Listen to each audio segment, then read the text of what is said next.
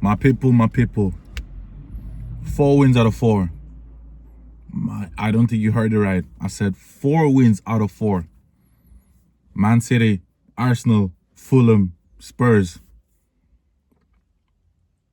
I think we might probably not be the only best team in Manchester. We might probably just be the best team in London, because the amount of work, the amount of smoke we're putting out to these teams in London is crazy. Back to back to back. 1 week Arsenal, next week Fulham, next week Spurs.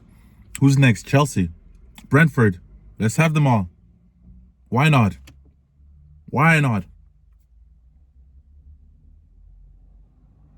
Why not?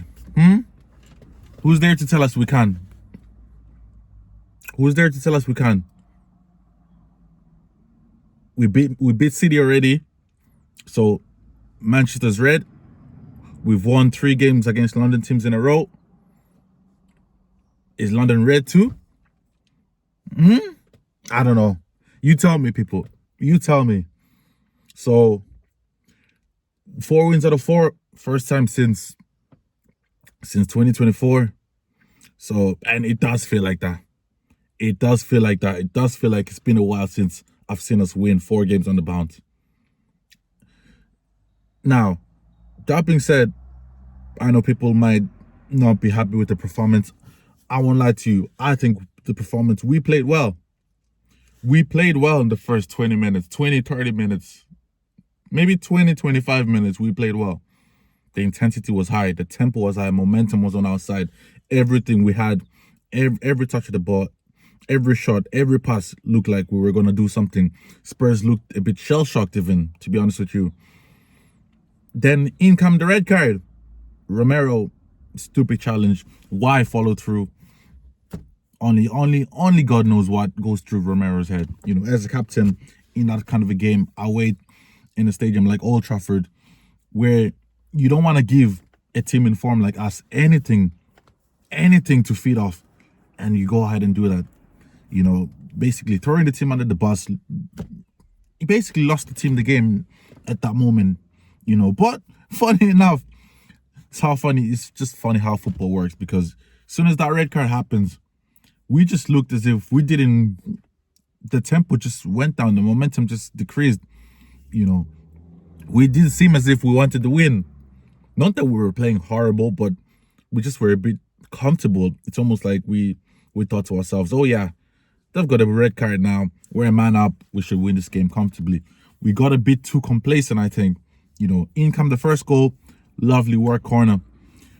That looked like something worked off the training ground. You could tell by Carrick's reaction, by the players' reaction as well, that is something that had been worked on the training ground.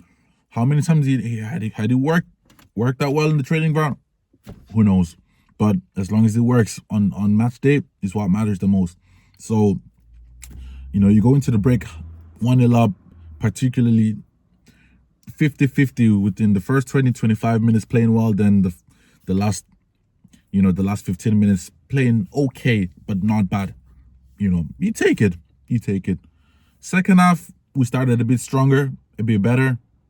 Still, like I said, the complacency still kind of wore on us a little bit. We're a goal up, they have a red card, we're a bit too comfortable. And you could see slowly as the game was going on, as time was pushing on, Spurs started growing a bit more into the game. They started getting half chances.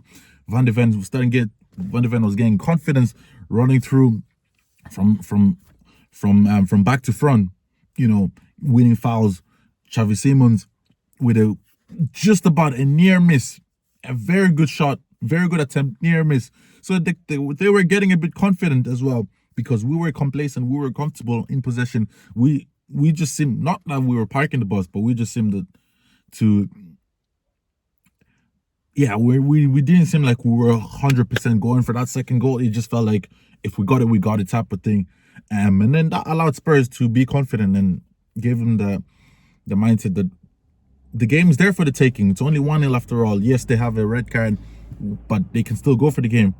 And they tried, in fairness to them. But that being said, whatever they did, you know, the back four, safe as ever. The keeper, safe as ever. Lamens, I spoke about him time and time again. The confidence, the nonchalance he brings, the nonchalance he's got, his character. You can tell the nonchalance that he's confident in himself. He knows that I'm a good keeper. I know who I am. That type of thing. Coming off for crosses, catching balls, just making everything look comfortable. Something that probably should be 7 out of 10 for a keeper. He makes it 4 out of 10. He just reduces how difficult, how tough the situation is. He brings that extra calmness. You can tell on the ball, off the ball, in the air. You can tell he brings that calmness to the back four, and that's something that you need to pay top dollar for in the game nowadays to get that. So big ups to him. He's not going to get spoken about, but I'm happy that he got his clean sheet because he's someone who's been deserving a clean sheet. Despite his good performances, unfortunately, stats-wise, he's not been able to keep clean sheets, so it looks like he's not had a good game. But, like I said, clean sheet, for the back four, good for the confidence, good for Lamens as well. And, people, the second half was a bit 50-50. Like I said, we weren't shit. It was just a bit more of complacency. We just got comfortable. Spurs took advantage of that, and they tried to make us punish. They tried to punish us, sorry for that, shall I say. And you know what? I think eventually we woke up at the right time, and we had our fair few near misses as well. One thing I gotta say though, the one-touch football in between the first and second half, whether it was Cunha, Bruno, Mbeumo, Casemiro, Ahmad, Mbeumo, whoever it was, Kobe, Casemiro, Bruno, sensationalizing stuff, people. Sensationalizing stuff. You can just tell the beauty with those one-touch football is it's off the cuff. That comes from confidence, comes from trust, and comes from options.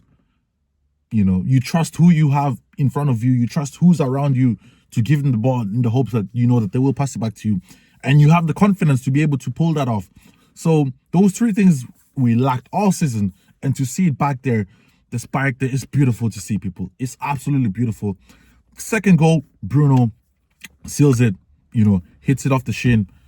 Beautiful. Beautiful. Game, set, match. Bruno as well, he's, like I said, I've been very critical of him over the years, but since Carrick has been appointed and he's been put back in that number 10 position, he's just looked flawless. Even in games where, let's say, he might not have a masterclass, he still does something, to put an effect on the game, to put an impact on the game, whether it's an assist or a goal or a pre-assist, whatever it is. He got the pre-assist for the first goal with the corner, passing on to Mainu, and then Mainu then cutting it off to Mbeumo, and then he gets the goal here. So, that's what the captain should do. That's what you want from your captain. That's what the captain at Man United should be doing week in, week out. 200 goal involvements for him in the Premier League. I mean, that's crazy. His numbers are mad. His numbers are crazy. He's on 12 assists. I mean, at the rate that he's going, he could easily get 18 to 20 assists by the end of the season. Easily. Long may we continue this form. So, only time will tell, people. But look, that's 4 out of 4. One more win, and my man gets a haircut. So, we will see. Up against West Ham in London. Like I said, another London team. Another flipping London team. We've been smoking these London teams. I don't care. West Ham, let's have it. Let's have it. 5 out of 5 then. 5 out of 5. It's been too easy playing against these London teams. I don't fear them no more. But yeah, people, look, that's my reaction. I'm going to see you guys soon. Peace.